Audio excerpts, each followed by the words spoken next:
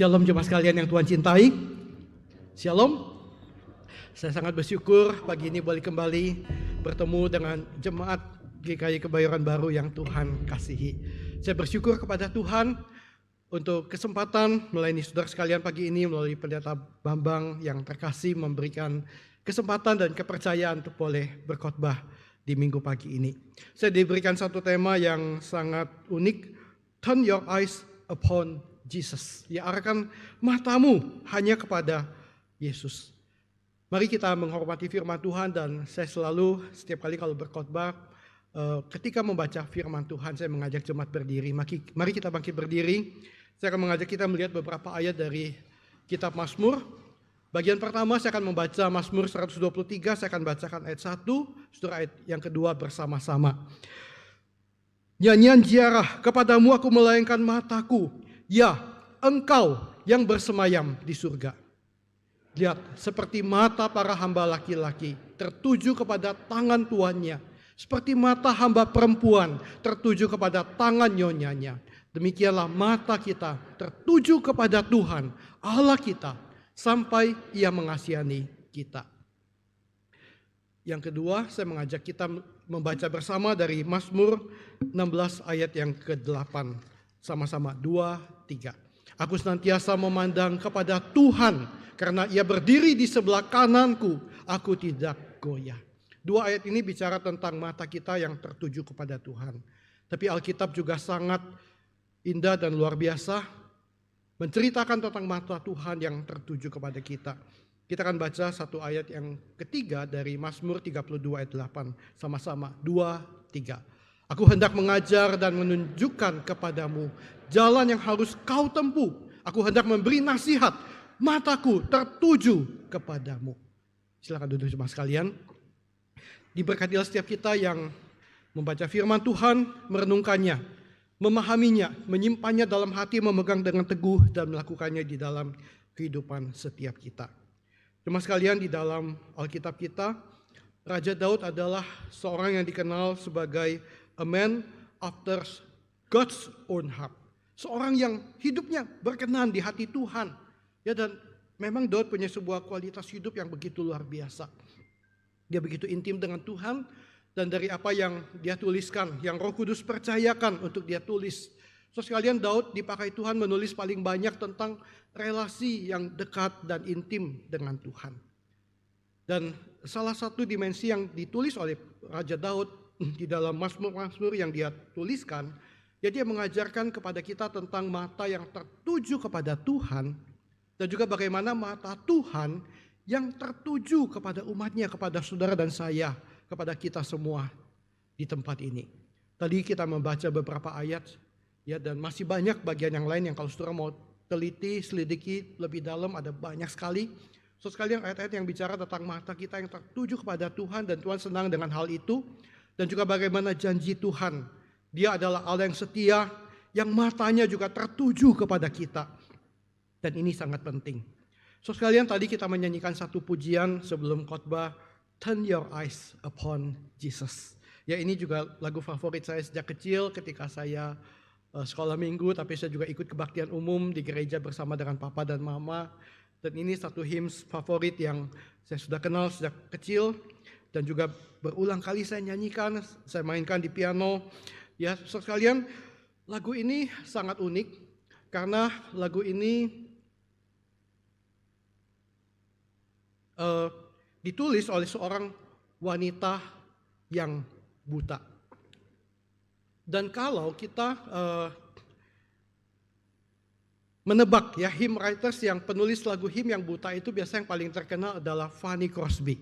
Ya, tetapi Turn Your Eyes Upon Jesus bukan ditulis oleh Fanny Crosby, tapi ditulis oleh seorang wanita bernama Helen Hallemel. So, ini fotonya waktu muda, dia masih sehat dan dia belum buta, cantik. Dan di usia di atas 43 tahunan dia menikah, dan setelah pernikahannya tidak lama dia terserang oleh sebuah penyakit yang mengakibatkan kebutaan matanya. Ini foto dia sudah tua, ya, walaupun matanya masih melek tetapi udah gak bisa melihat. So sekalian, dan satu hal yang sangat menyedihkan adalah walaupun dia dan suaminya sama-sama melayani Tuhan dengan aktif, tetapi si suami ketika melihat istri yang sudah buta, ya tidak komitmen dan tidak siap untuk merawat seorang istri yang buta, dan suami ini meninggalkan dia. So di dalam kondisi yang seperti itu, Helen Lemmel ya tetap beriman kepada Tuhan. Dan dia tahu dia tidak punya tempat lain untuk berpaling selain percaya sepenuhnya hanya kepada Tuhan.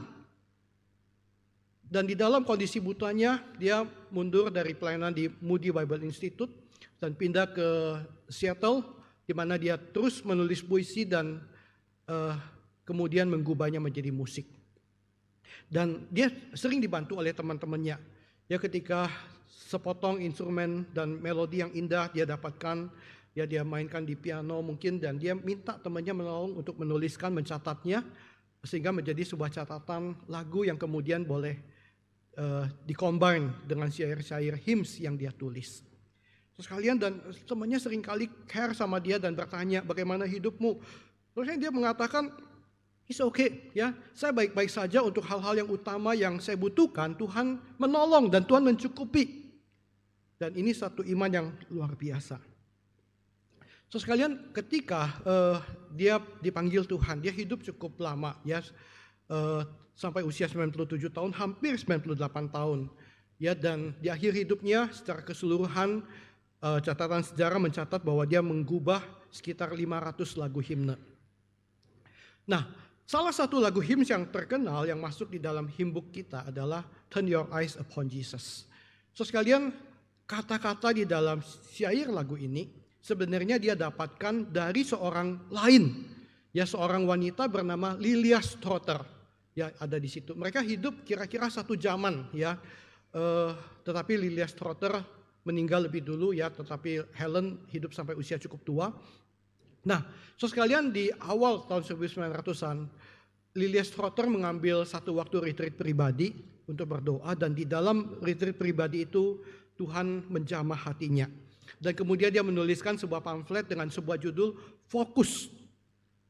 Nah, so sekalian, itulah gunanya literatur, ya. Tulisan yang sudah dia tulis itu kemudian sesudah lewat 20 tahun kemudian dibaca oleh salah satu teman dari Helen, dan teman Helen ini membawa tulisan itu dan membacakan kepada Helen, dan Helen kemudian begitu terinspirasi, dia mengatakan ini tulisan luar biasa. So sekalian, dan kemudian dia terinspirasi oleh satu kalimat di dalam buklet itu, dikatakan gini, turn your eyes, ya, arahkan pandangan jiwamu sepenuhnya kepada Yesus, ya, dan lihat dan pandanglah dia. Segala sesuatu yang terpisah dari dia akan menjadi pudar. Ya, dan itu menjadi jiwa syair yang kita nyanyikan tadi. Ya, isi dunia menjadi gelap, ya, dalam terang kemuliaannya. Ya. So sekalian, dan sebenarnya tulisan, ya, dari Turn Your Eyes Upon Jesus, ya, based on, ya, inspirasi dari buklet dari Lilia Strotter dan kemudian digubah oleh Helen Lemmel. So sekalian, orang-orang seperti Raja Daud, seperti Helen Lemmel, seperti Fanny Crosby yang kita juga kenal, penulis hymns yang buta, ya, di dalam mereka pernah mengalami berjalan di lembah kekelaman. Mereka menyadari betapa berharganya hadirat Tuhan. Mereka menunjukkan kepada kita betapa ajaibnya kasih karunia Tuhan yang telah menolong mereka dan telah menyelamatkan mereka. Dan saudara sekalian, ini menjadi sebuah inspirasi, mereka menolong kita untuk memahami betapa pentingnya hadirat Tuhan. Hari ini khotbah ini akan mengajak kita belajar bagaimana kita berfokus kepada Tuhan. So sekalian, jujur saya ingin mengatakan kita yang hidup di zaman modern bahkan postmodern hari ini, begitu banyak hal yang merebut perhatian kita. Tapi kalau kita ngomong zaman ini, kita kalau mundur ke zaman-zaman yang lain juga sama, so sekalian, sebuah prinsip yang sama di setiap zaman berlaku bagi manusia berdosa. Begitu banyak hal di dunia, mau di zaman modern, di zaman kuno dulu, so sekalian, merebut perhatian manusia dari Tuhan.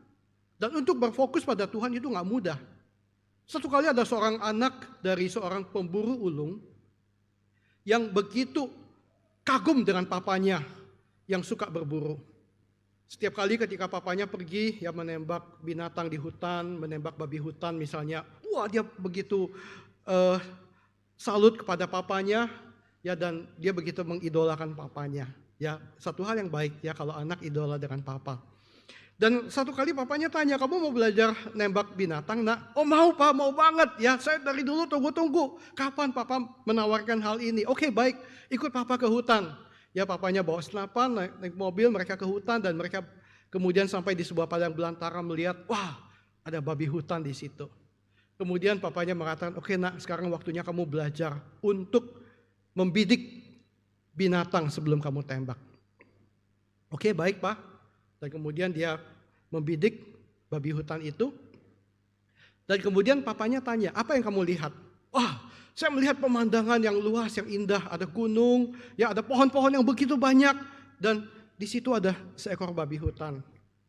Papanya ketawa, hehe, dia bilang, kamu belum bisa nembak. Coba kamu lihat lebih jelas lagi. Oke pak, dia bilang, dia lihat lagi. Dia mengatakan, pak saya melihat sebuah pohon. Ya dengan semak belukar di belakang, ada bunga-bunga di sekeliling pohon itu, dan ada babi hutan di bawah pohon itu. Papanya bilang, belum nak. Kalau kamu tembak sekarang, pasti meleset. Coba kamu fokus lagi. Anaknya fokus lagi, dia bilang, Pak, saya melihat seekor babi hutan. Saya melihat kepalanya, saya melihat matanya, saya melihat bagian dadanya. Perutnya yang kembang kempis bernafas. Dan bagian dadanya, jantungnya yang seperti sedang berdegup. Papanya bilang, oke baik. Sekarang kamu fokus ke bagian mata atau bagian jantung dari babi hutan itu. Dan kamu tarik pelatuk senapanmu. Ya lihat baik-baik, dia tarik. Duer gitu, betul. Babinya kena sekalian. Mereka pulang makan babi guling. Sekalian itulah fokus. Soalnya hari ini bagaimana fokus kita kepada Tuhan. Ketika kita ke gereja, apa yang menjadi fokus kita? Saya khawatir soalnya ketika kita masuk ke ruangan hari ini, belum duduk di ruang ibadah, belum berdoa, kita sudah pikir, aduh nanti pulang gereja gue mau kuliner di mana ya? Mau makan bakmi, makan nasi goreng, makan bakso, ya, atau pergi ke mall mana, kita udah sibuk dengan hal yang lain. Ketika kita datang ke gereja ini, apa yang menjadi fokus kita? Kita melihat begitu banyak orang di jalanan, melihat kendaraan, melihat orang-orang yang ada di kanan kiri jalan, melihat teman-teman yang ada, si A datang nggak, si B datang nggak. Ketika kita datang ke ruang kebaktian ini, ketika kita sudah menerima warta PDF dalam bentuk digital hari ini, apa yang pertama kita lihat? Ya, siapa yang pengkhotbahnya, siapa yang pimpin pujian, ya. Atau kita melihat bagian firman Tuhan mana yang dikhotbahkan dan kita buka Alkitab dulu, baca Alkitab. Ada? Oh gak ada, jujur. So sekalian apa yang menjadi fokus kita hari ini? Ya, apakah Tuhan menjadi fokus dari perhatian kita hari ini? Bahkan hari ini ketika kita beribadah, kita pegang gadget di tangan. Kadang-kadang gadget bisa merampas perhatian kita. Ada hal-hal lain yang begitu distraction, begitu menarik. Dan kita mengatakan, Tuhan is okay, sebentar gue ngintip dulu yang lain. Ada WA masuk, steng gitu, begitu lagi buka Alkitab di aplikasi, ada notifikasi, ada WA masuk, ngintip dulu deh, gak apa-apa deh gitu ya. So sekalian, dan itu sebuah hal yang begitu lumrah hari ini. Hari ini saya akan mengajak kita belajar 3 hal. Bagaimana kita mengarahkan mata kita kepada Tuhan.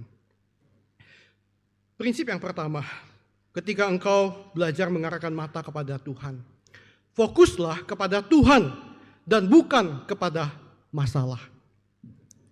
Ketika kita menghadapi sebuah masalah yang besar, paling sedikit kita bisa berdoa dengan 2 cara. Kita bisa berdoa begini, Tuhan, aku punya masalah yang besar. Atau kita bisa berdoa begini, Tuhan, aku datang kepadamu. Dan aku tahu. Dan kita berkata, hei masalah, aku punya Tuhan yang besar. Terus kayaknya 2 kalimat ini beda jauh. Karena melihat dari 2 sudut pandang yang bertolak belakang. Hari ini kita ada di tengah dunia dengan segala masalah yang banyak. Dan kalau kita jauh dari Tuhan, kita nggak dekat dengan Tuhan. Di tengah-tengah masalah yang ada, kita akan melihat masalah itu begitu besar. Dan Tuhan begitu kecil karena hati kita jauh dari Dia. Mata kita tertuju jauh dari Dia. Tapi coba saudara kalau kita dekat dengan Tuhan, maka masalah itu akan menjadi kecil. Saudara ini ada dua orang, satu begitu tinggi besar dan satu kecil, cebol dan kate. Ada yang mengatakan ya mungkin yang tinggi itu pemain basketball ya. Saya pernah tahu ada pemain basketball yang tingginya 2,7 meter. Wow. Saya tingginya 166 segini ya. 2,7 itu semeter di atas saya. Ya kira-kira begitu. Ya kalau dia akan menepukkan tos dengan saya, gayanya bisa begitu saudara sekalian. Dan orang yang kecil itu, kira-kira berapa tingginya? Ya mungkin 150, 160 sentimeter ya, 1,6 meter. Make sense ya kalau seperti itu.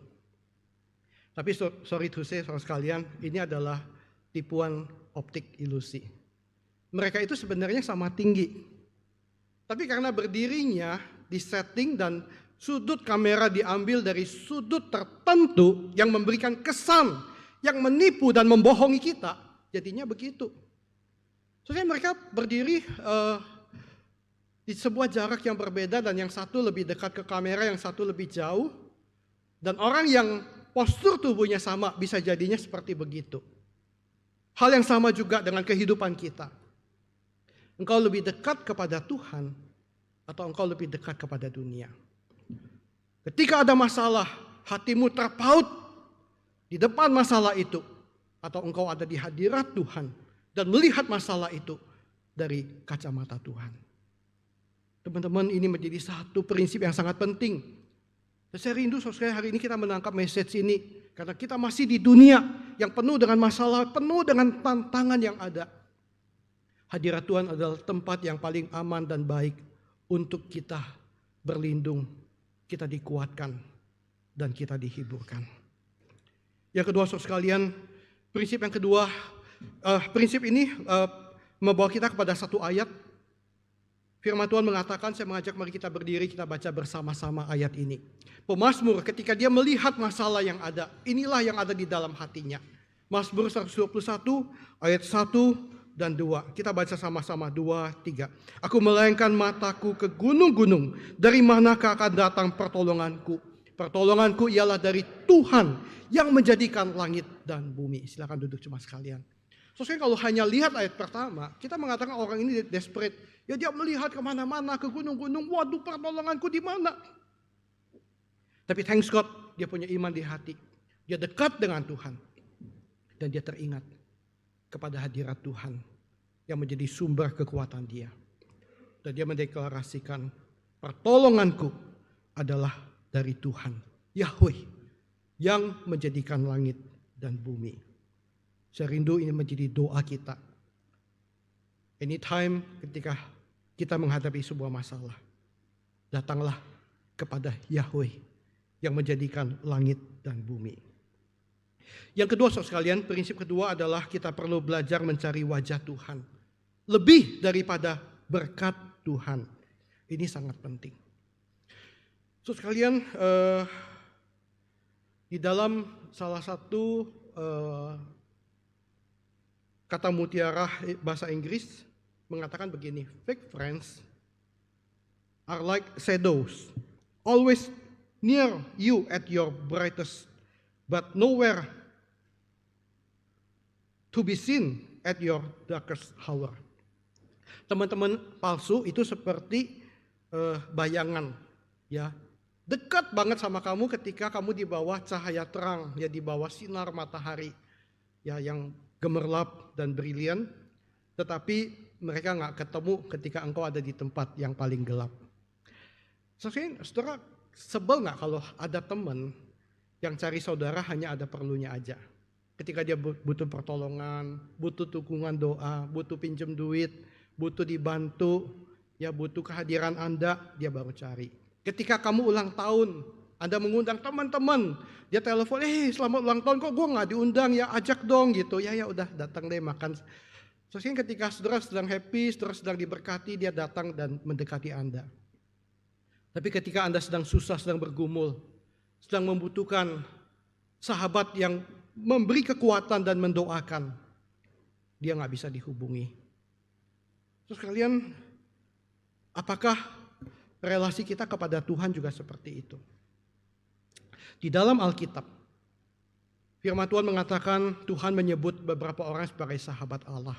Musa, Abraham, Daud, itu adalah sahabat Allah dan itu luar biasa. Ada sebuah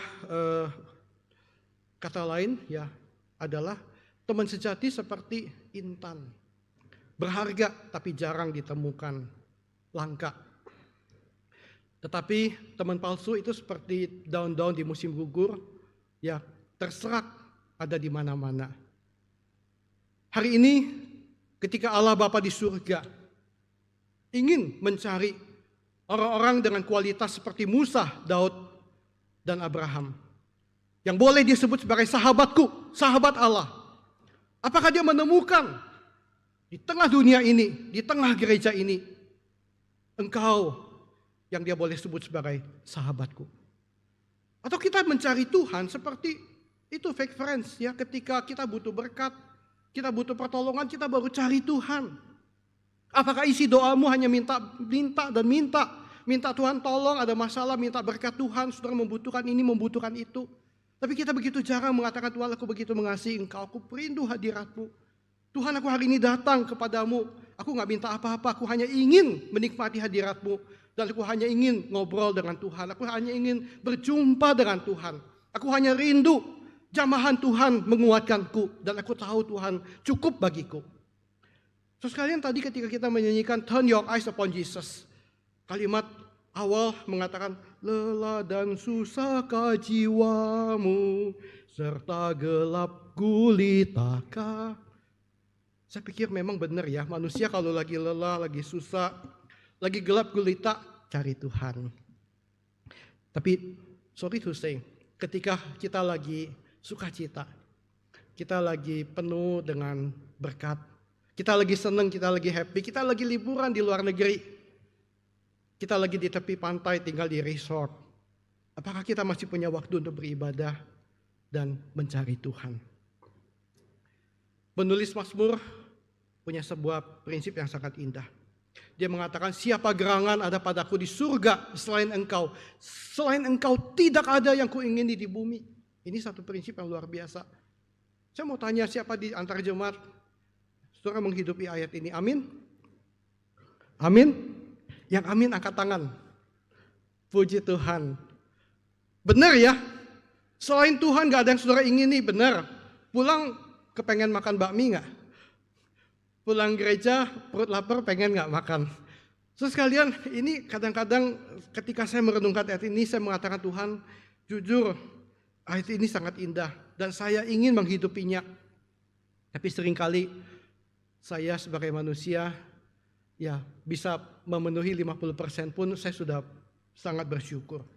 Seringkali di tengah dunia ini begitu banyak distraction yang kita sukai, kita ingini. Saya mau tanya saudara sekalian, kalau Pak Bambang tawarkan ada sebuah berkat yang akan disalurkan buat jemaat, mobil Kijang Innova tahun terbaru dan sebuah Alkitab, saudara pilih mana? Atau nggak usah Innova deh, Pak Bambang tawarkan liburan, tiket pulang pergi ke Jepang dan nginep akomodasi full di sana ditanggung, dan sebuah komentari Alkitab yang sangat baik, study Bible yang menolong saudara bisa memahami firman Tuhan dengan baik. Saudara pilih mana? Pada ketawa ya. Saya nggak tanya deh, nanti jadi malu. So sekalian, sometimes kita lebih senang hal-hal yang menarik, menyenangkan kita.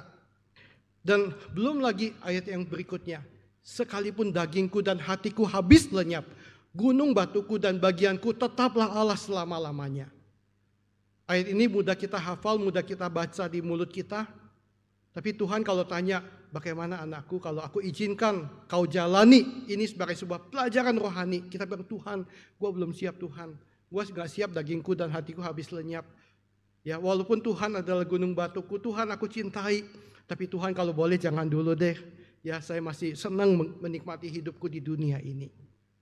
So sekalian, ini bukan satu hal yang mudah. Pemazmur yang menuliskan ayat ini, dia punya sebuah kedalaman kualitas hubungan yang kita mungkin belum bisa capai di tahap itu. Bagian yang ketiga, prinsip yang ketiga yang kita perlu belajar adalah loving God. Kasihi Tuhan dengan segenap hatimu. Untuk bagian ini saya minta maaf, saya perlu mengambil sebuah contoh di dalam kehidupan real yang mungkin beberapa orang gak suka. Tetapi saya berpikir dengan kisah ini bisa menolong kita lebih mudah memahami bagaimana kita related dengan Tuhan. Ada para dog lovers yang mengatakan begini, seekor anjing adalah satu-satunya makhluk di dunia yang mencintai engkau lebih daripada dia mencintai dirinya sendiri. Dan saya pernah membaca banyak kisah keluarga-keluarga yang punya anjing yang setia, dan bagaimana anjing itu membela anggota keluarganya. Ketika ada ular berbisa masuk di rumah itu, anjing itu berkelahi dengan ular berbisa, habis-habisan, dan ular itu akhirnya mati. Si anjing demi membela majikan dan anggota keluarganya, tapi si anjing pun mati akhirnya karena terpatuk ular yang berbisa dan bisa itu membunuh dia. Dan majikannya sedih kehilangan. Tapi itulah kesetiaan seekor anjing. Yang kedua, ada orang mengatakan begini, apa beda anjing dengan manusia? Bedanya adalah anjing itu gak bisa memalsukan kasih dan rasa suka kepada seseorang. Anjing itu gak bisa, dia gak suka seseorang, tapi dia goyang-goyang buntut di depan Anda, gak bisa. Beda dengan manusia, ya, yang walaupun dia sebel banget masih bisa apa kabar, shalom, selamat hari Minggu. So, sekalian kalau anjing dia nggak suka, dia akan geram gitu ya. Ataupun kalau dia nggak geram, dia buang muka, dia nggak peduli sama kita. Ya, kita panggil dia nggak mau datang. Itu anjing. Dia nggak bakal di depan kita goyang-goyang buntut gitu, padahal hatinya sebel gitu, nggak mungkin sama sekalian. Dan untuk belajar punya pandangan yang fokus kepada Tuhan, kita bisa belajar dari makhluk ini. Saya punya sebuah kisah yang saya mau bagikan dengan beberapa video klip. So, sekalian di tahun 2020, keluarga kami mendapatkan blessing. Anjing kami mengandung dan melahirkan 6 ekor anak anjing. Ya, dan itu menjadi sebuah sukacita di masa-masa pandemi. Ya, ketika kita lebih banyak di rumah dan anak-anak anjing ini hadir memberikan kehangatan dan sukacita ya waktu mereka masih bersama-sama. Lucu banget. Ya. Sekalian di antara mereka ada 2 ekor anjing cewek dan 4 ekor anjing jantan. Dan ketika mereka udah makan kekenyangan, mereka tidur dengan nyenyak ya. Lucu banget. Di antara 6 anjing ini ada yang sempurna, perfect sekali, warnanya sempurna, postur tubuhnya sempurna, ya, dan teman-teman yang ada rebutan, gue mau yang ini gitu ya. Tapi di antara anjing-anjing ini ada juga yang tidak sempurna.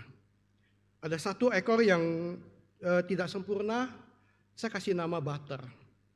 Tapi karena waktu kecil dia posturnya gemuk, badannya lebar dan agak trepes, agak gepeng gitu, akhirnya kami punya julukan Epeng. Jadi saya suka panggil dia si Epeng. So, sekalian Epeng selain badannya waktu kecil agak gepeng begitu, ya dia lahir dengan kondisi tidak sempurna, albino. Kalau saudara lihat sekeliling matanya itu warna pink. Kemudian bagian bibirnya itu kalau anjing Shih Tzu itu biasa hitam semua. Epeng pigmennya nggak cukup sehingga sebagian bibirnya warna pink, sebagian hitam kayak orang kena kusta begitu. Tetapi di dalam ketidaksempurnaannya, di dalam kondisi yang orang bilang jelek, saya melihat dia begitu indah dan unik. Awal tahun ini dia sempat kena sakit kulit skabis dan dia dibotakin, jelek banget. Ya, itu yang jelek yang digendong, bukan yang gendong ya. Itu anjing Shih Tzu sekalian, tetapi ketika dibotakin jadi seperti itu. Tapi walaupun dalam kondisi yang jelek, saya tetap mengasihi dia dan saya sayang sama dia. Dan thanks God ketika dia sudah sembuh kembali, bulunya udah tumbuh kembali, ya dia jadi lucu lagi. Ya walaupun tetap tidak sempurna, kalau saudara lihat dia melet, lidahnya miring sebelah. Karena ada bagian gigi yang mungkin sudah ompong, jadi ketika dia keluarkan lidahnya miring begitu. Nah, tetapi saudara sekalian, Epeng itu begitu setia kepada majikannya. Saya kadang-kadang bawa dia jalan bersama dengan anak saya di mobil. Dan anak cowok saya yang kedua itu belajar psikologi di UPH. Satu kali ketika saya turun mobil, saya beli sesuatu, Epeng ditinggal di mobil dan dengan anak saya, si Han-Han namanya. Waktu saya balik ke mobil, Han-Han ngomong, "Pak, ini Epeng punya anxiety syndrome," katanya. Wah, apa itu? Ya bahasa psikologi aneh-aneh. Gini Pak, dia bilang, begitu Papa turun, dia panik, dia mencari Papa. Dan seolah-olah dunia udah kiamat begitu. Gua di mobil temenin dia, gak dipeduliin sama dia. Gua bilang, "Peng, masih ada saya gitu, Koko masih di mobil." Dia gak peduli, dia pokoknya lihat cari Papa. Sampai Papa kembali, dia baru tenang kembali dan dia happy. Wow, begitu ya. Sekalian, dan pengalaman ini berulang kali terjadi sampai satu kali ketika saya pergi keluar sama Semu dan anak saya yang ketiga, ya adiknya Han-Han. Dan kemudian sempat di video sama anak saya baru kaget sekali. Ya ini ketika saya turun mobil, dia melihat terus padahal di dalam mobil itu ada istri dan anak saya. Gak dipeduliin. Dia terus perhatikan saya. Di mobil ada orang sekalian. Dia terus melihat di mana majikannya berada. Dan yang lain gak dipeduliin sama dia.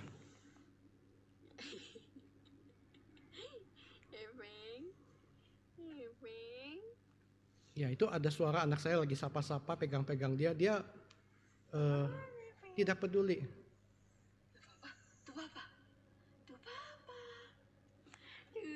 Nah ketika saya datang mendekat, dia baru bereaksi begitu happy. Ya terus lihat di mana majikannya.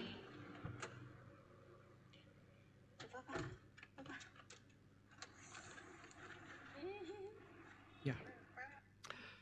Dan satu hal yang saya mau mengatakan, ketika saya belajar dari Epeng, Tuhan ngomong sesuatu di hati saya. Tuhan seperti menegur saya begini, "Gap, kamu lihat Epeng kepada majikannya, dia begitu fokus.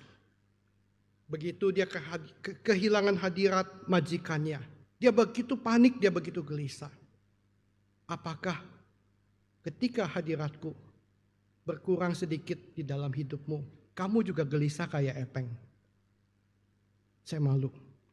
Saya bilang, "Tuhan, jujur, kalau saya punya separuh aja hati Epeng, seperti Epeng kepada majikannya, itu seperti hatiku kepada Tuhanku. Saya sudah sangat bersyukur pada Tuhan." Sorry to say, saudara sekalian, hari ini kalau hadirat Tuhan ditarik mundur sedikit dari hidupmu, mungkin orang Kristen zaman ini gak gelisah amat. Selama saya masih punya banyak harta, uang, usaha saya masih lancar, kesehatan saya masih baik-baik, hasil general check up mengatakan dokter, oh semua baik, semua sehat, keluargaku masih baik-baik. Kita mungkin gak begitu khawatir, gak begitu pusing untuk mencari hadirat Tuhan. Yang Tuhan tarik mundur sedikit dari kita. Saya berdoa sekalian hari ini biarlah kita boleh datang di hadapan hadirat Tuhan. Tadi ketika kita nyanyikan lagu di bagian pengakuan dosa, Tuhan, ku datang tertunduk malu. Engkau lihat kedalaman hatiku. Betul saudara sekalian, kita harus tertunduk malu di hadapan Tuhan. Malu sama Epeng saudara sekalian. Hari ini jemaat sekalian, di akhir khotbah ini saya mengajak mari kita membaca 2 ayat lagi. Dan saya rindu apa yang kita pelajari hari ini menolong hati kita fokus kepada Tuhan. Cintai Tuhan dengan segenap hatimu. Saya mengajak mari kita bangkit berdiri. Kita baca Ulangan pasal 6 ayat yang ke-5. Ini adalah sebuah perintah yang Tuhan berikan kepada umat Israel di kaki Gunung Sinai waktu itu. Kita baca sama-sama 2, 3. Kasihilah Tuhan Allahmu dengan segenap hatimu dan dengan segenap jiwamu dan dengan segenap kekuatanmu. Dan satu ayat kita akan ulangi, Mazmur 123 ayat 1 dan 2. Saya berdoa biarlah kita boleh menghidupi ayat ini. Kita baca sama-sama 2, 3. Kepadamu aku melayangkan mataku, ya Engkau yang bersemayam di surga. Lihat, seperti mata hamba laki-laki tertuju kepada tangan tuannya, Seperti mata hamba perempuan tertuju kepada tangan nyonyanya. Demikianlah mata kita tertuju kepada Tuhan, Allah kita, sampai Ia mengasihani kita. Silakan duduk semua sekalian. Sebelum kita berdoa, saya minta pianis dan teman-teman tim musik boleh menolong Muse. Kita akan nyanyikan satu kali lagu Murnikanku. Yang bagian multimedia boleh duduk, silakan duduk yang atas. Multimedia boleh tayangkan kembali PowerPoint lagu Murnikanku. Kita nyanyi satu kali dengan sebuah penghayatan yang penuh akan makna lagu ini. Ya, multimedia boleh tayangkan Murnikanku. Ya. Dan mari sesudah kita memahami firman Tuhan yang diberitakan, waktu kita menjiwai lagu ini dan menyanyikannya, kita maknai setiap kata-kata yang ada. Tuhanku datang tertunduk malu, Engkau lihat ke dalam hatiku. Bila aku hambamu, namun tujuan hidup hanya melayani diri sendiri. Sesungguhnya aku hamba dunia, terikat oleh kesenangan pada dan kuasa, kebanggaan hati dibelas kasihan.